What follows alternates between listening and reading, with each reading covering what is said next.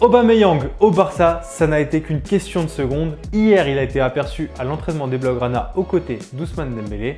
Le Gabonais devrait rejoindre le Barça à titre gratuit et il rejoint donc Ferran Torres, arrivé un peu plus tôt lors de ce mercato. Mais le transfert le plus important de ce mercato n'est autre que celui de Dusan Vlahovic. L'attaquant serbe de 22 ans rejoint la Juventus pour un montant de 80 millions d'euros, bonus compris. L'ancien buteur de la Fiorentina a inscrit 49 buts en 109 matchs avec la Viola.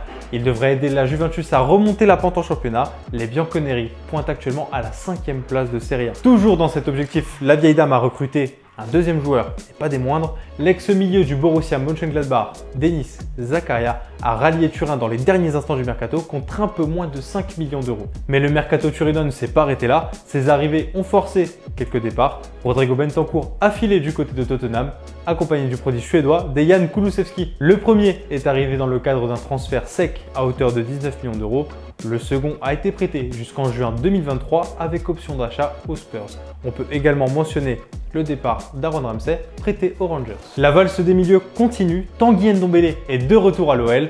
Un temps annoncé du côté du Paris Saint-Germain, le joueur des Spurs s'est prêté à Lyon jusqu'en juin 2023, lui aussi avec option d'achat. Une arrivée chez les Gones qui vient compenser le départ de Bruno Guimarães parti du côté de Newcastle.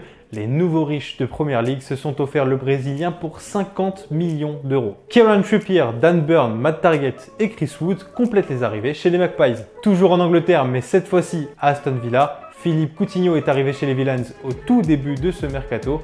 Il a été prêté par le Barça avec option d'achat. Le Brésilien a été rejoint dans la foulée par Lucas Digne. Aston Villa aurait dépensé 30 millions d'euros pour s'offrir les services du latéral français. Everton s'est activé dans les derniers instants du mercato. Après avoir officialisé Frank Lampard au poste d'entraîneur, les Toffees ont réussi à rameuter Donny van de Beek et Dele Alli. Le Néerlandais arrive en prêt en provenance de Man U.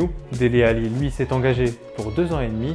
Le transfert pourrait rapporter environ 48 millions d'euros avec les bonus à Tottenham. Le championnat le plus dépensier de ce mercato a continué de flamber avec Liverpool. Le Colombien Luis Diaz a été acheté par les Reds à hauteur de 60 millions d'euros. Le digne successeur de James Rodriguez arrive alors que le trio Mané, Salah, Firmino arrive en fin de contrat. Pas d'arrivée notable en revanche à signaler du côté de Manchester United, mais un autre départ.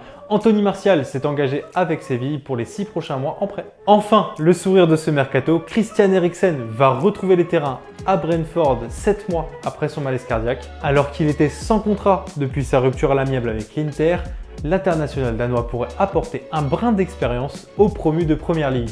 Merci à toi d'avoir regardé cette vidéo. Dis-nous ce que tu penses de ce mercato en commentaire. On se revoit la semaine prochaine. Ciao!